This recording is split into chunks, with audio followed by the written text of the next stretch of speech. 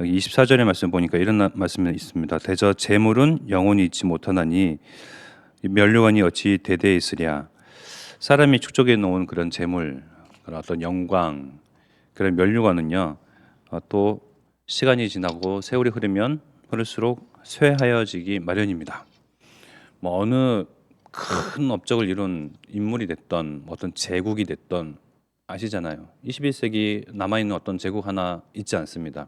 뭐 로마 제국이니 뭐 그렇게 휘황찬란했던 그리스니 뭐 우리가 알고 있는 그야말로 여러 그런 제국들 또한 역사 속에 다 묻혔죠. 사람들은 이러한 재물, 눈에 보이는 것, 지금 내가 이뤄놓은 업적이나 그런 것들이 마치 영원할 거라고 생각을 합니다. 그리고 영원히 붙들고 있으려고 막 노력을 합니다. 숫자는 거짓말을 하지 않는다라고 얘기해요.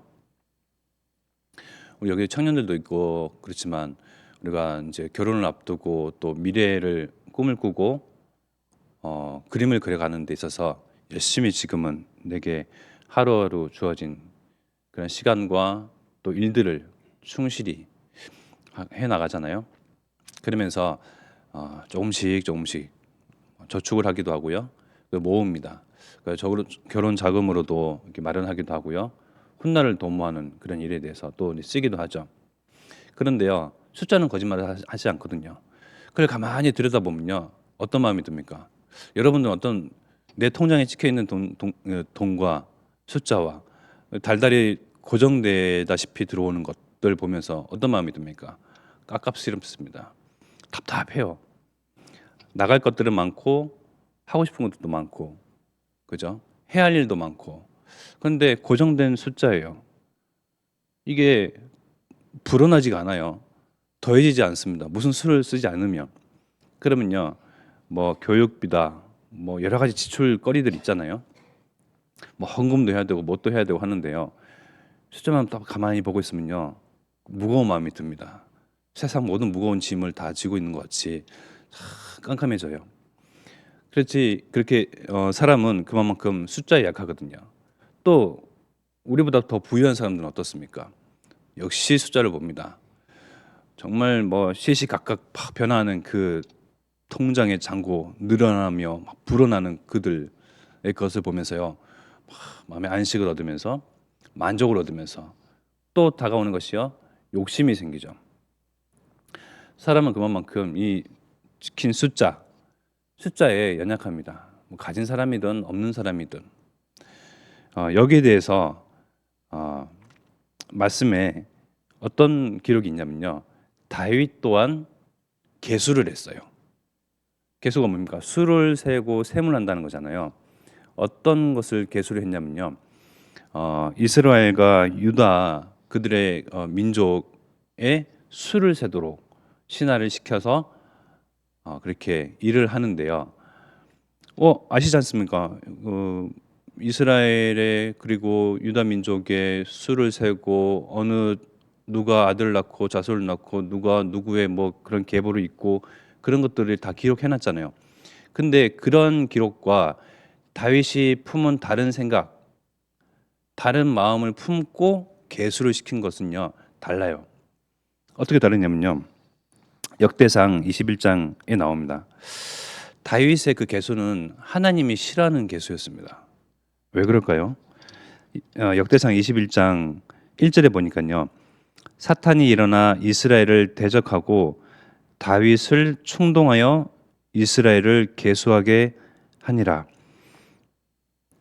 사탄이 이스라엘을 계수하도록 다윗의 마음을 충동시켜서 그 일을 행하게 하는데요. 이 일에 대해서 그 명을 받은 신하는 못마땅해 합니다. 그 이후에 다윗은 하나님 앞에 이 일이 범죄했다라고 자백하면서 엎드리는데요. 8절에 보니까 다윗이 하나님께 아뢰되 내가 이 일을 행함으로 큰 죄를 범하였나이다. 이제 간구하옵나니 종의 죄를 용서하여 주옵소서. 내가 심히 미련하게 행하였나이다 하니라. 그 역대상 21장과 그리고 사무엘하 24장도 같은 내용이거든요. 이렇게 보시면 참고해 보시면 좋겠는데요. 무슨 말입니까? 다윗은 무슨 의도로 마음과 중심으로 신하를 시켜서 그들의 민족을 계수하게 만들었습니까? 이렇게 이제는 살만하거든요. 풍요로워졌습니다. 늘 승리해요. 그들의 민족이요. 자신들의 하나님, 또 자기에게 역사하시는 그 하나님이 보호하시고 지키시고 역사하시니까요. 눈에 보이고 눈에 띄는 그런 것들이요 많아져요. 그럼 사람이 살짝 어떻게 된다고요? 맛이 가죠. 축복을 받고 응답을 받고 승리하고 계속 승승장구하면요 맛이 가요. 아담과 하와가 그랬고요. 그 다윗 또한 그렇습니다. 왜 계수를 시켰습니까? 어떤 의도입니까? 어떤 마음입니까? 눈에 보이는 것으로 흡족하는 그런 마음이요 생겼습니다. 불어나는 통장의 잔고를 보면서요. 내가 이룬 그런 업적, 야 이것 가지고 어디에 투자를 하고 어떻게 불리고 막 머리를 굴리고 그런 가운데는 하나님이 안 계십니다. 아까 말씀드렸던 사무엘하 24장에도 같은 내용이 나온다고 했는데요. 거기도 보면 1절에 보면 지금은 사단이 충동질을 하여서 그렇게 계수하도록 만들었잖아요. 사무엘하를 보면요. 하나님이 충동질을 하여서 계수하도록 시켰다고 합니다. 그 문제와 사건과 갈등과 일 속에서 목사님 뭐라고 하셨습니까? 사단의 괴계를 보고 그리고 하나님의 숨은 계획을 보고 내가 갱신한 것을 찾아야 된다. 이 세 가지를 잘 봐야 된다고 했잖아요. 또 사무엘하를 보니까요. 하나님이 그렇게 시키셨는데 왜 그렇게 시키셨냐면 다윗이 설설 이제는 맛이 가기 시작하니까 계속 응답 속에 취해 있고 축복 속에 취해 있으니까 그죠? 겸손하라고 그 계수를 시키면서 이후에 하나님 앞에 바짝 엎드리고 납작 엎드리게 만드시는 거죠. 사단은 다른 의도를 가졌고 하나님은 이러한 숨은 계획을 갖고 계셨고 그 가운데에 다윗은 이렇게 갱신할 거리를 찾았죠. 바로 하나님께 이렇게 바짝 엎드립니다.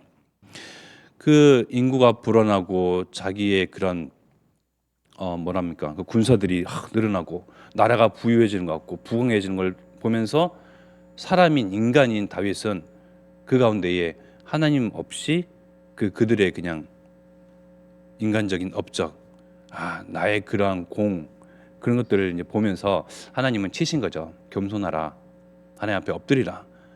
축복 속에서도 무응답 속에서도 많은 은혜를 받아도 아무 일이 일어나지 아니할지라도 늘 우리는 중심이 하나님을 바라보고 하나님께 엎드려야 되는 그 중심이 있어야겠습니다. 자, 사람은 이러한 계수를 합니다. 숫자에 대해서 계수를 하죠. 없으면 없는 대로 계수를 해요. 있으면 있는 대로 또 계수를 합니다. 또 뭐를 계수합니까? 잠언 27장 3절에 보면 이런 말씀이 나옵니다. 돌은 무겁고 모래도 가볍지 아니하거니와 미련한 자의 분노는 이 둘보다 무거우니라. 여러분도 혹시 잘 삐진다거나 자존심을 잘 상해한다거나 하는 분들 이제 계시죠. 저를 비롯하여서. 그런데요, 그런 것들을요, 원한과 분과 화를요 계속 사람은 또 쌓아갑니다. 또 하나하나 계수를 해요. 당신이 언제 어떻게 나에게 이런 말을 해서 상처를 주고 이게 떠나가지 않아요. 국가 간의 그 전쟁과 또 민족 간의 전쟁들이 여러분들은 어떻게 그런 것들이 일어난다고 생각하십니까? 뭐 대단한 어떤 뭐 대의가 있어서요? 뭐 모두가 공감할 만한 그런 명분이 있어서요? 아닙니다. 위정자, 권력자, 왕 이런 사람들이요 삐져서 자존심이 상해서 상대가 했던 그 말 때문에 나를 모욕감을 줬기 때문에 순전히요 아주 개인적이고 아무것도 아닌 사소한 것 때문에요 국가 간의 전쟁을 불사한 만큼 일어납니다. 지금 우크라이나와 또 러시아의 전쟁 보십시오. 러시아의 그 수장이 누굽니까? 그 좁은 마음, 뭔가 자존심이 긁히고 했던 것 가지고요 그들의 수많은 청년들 사람들이 죽어나가지 않습니까? 참 사람은요 별거 없거든요. 사람은요 아주 작은 사소한 것 하나 때문에 원한을 품고 민족끼리 국가끼리 또 가문끼리 싸우고 풀지 않고 오히려 쌓아가면서 그 쌓아 올린 원한들과 한과 상처와 말들을요 또 계수해 나갑니다. 우리는 이것을 빨리 풀어야 합니다. 전도자는요 한을 사람의 말을 상처를 그런 걸 핑계 삼아서 쌓는 것이 아니고요 오히려 도리어 나에게 상처 줬지만, 나에게 그러한 자존심을 긋게 했지만, 뒤에서 운전하다가 빵빵거렸지만 그런 사람들을 오히려 살리고 치유하는 그런 전도자들입니다. 우리에게 있어서 자존심은요, 그런 사람들의 말로 긁혀지는 그런 자존심이 아닙니다. 굉장히 우리는요, 하나님의 자녀로서, 그죠? 그리스도의 제자로서, 시대를 살리는 대사직을 가진 사람으로서, 그리스도의 또한 제자로서 어떻습니까? 그 누구도 해할 수 없고 상할 수 없는 어마어마한 자긍심과 자존심과 자부심을 가진 사람들인데, 뭐하러 그 말 때문에 그렇게 쉽사리 삐지고 그를 또 개수를 하고 쌓아두고 막 그렇습니까? 분을 품고요. 그는 불신자들이 하는 것이고요.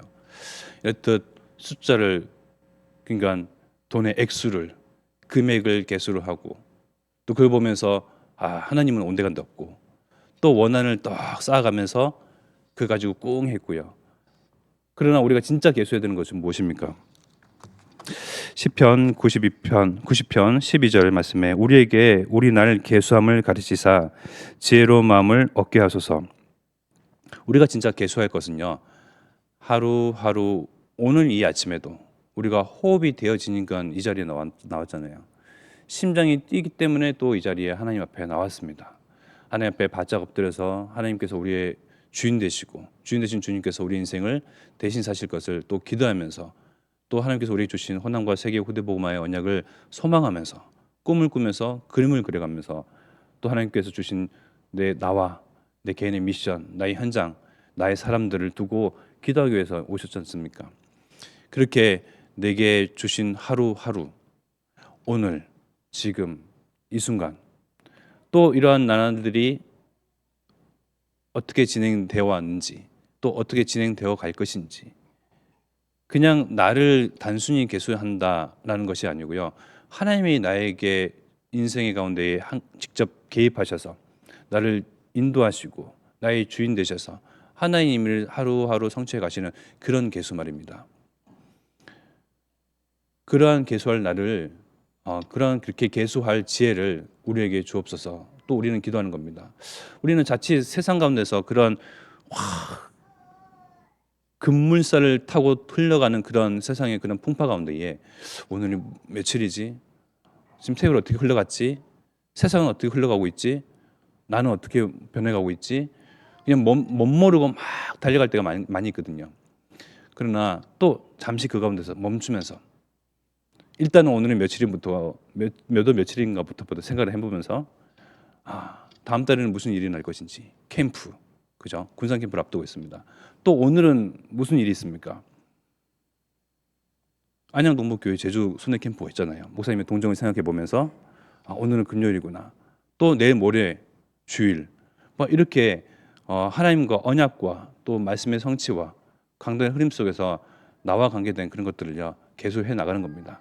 막 정신없이 열심히 살아가다 보면 세월이 흘러가는 것도 몰라요. 그렇게 흘러가는 것이 아니고요, 하루하루 하나님께서 나의 삶 가운데, 현장 가운데서, 그리고 가정과 가문 가운데서 행하시는 그런 일들, 또 교회 가운데서 행하실 것들, 또 우리 가정과 또 모든 것 가운데에 하는 것들을 우리가 계수해 가면서, 계수가 안 되는 것이 있습니다. 하나님께서 우리에게 주신 그 은혜입니다.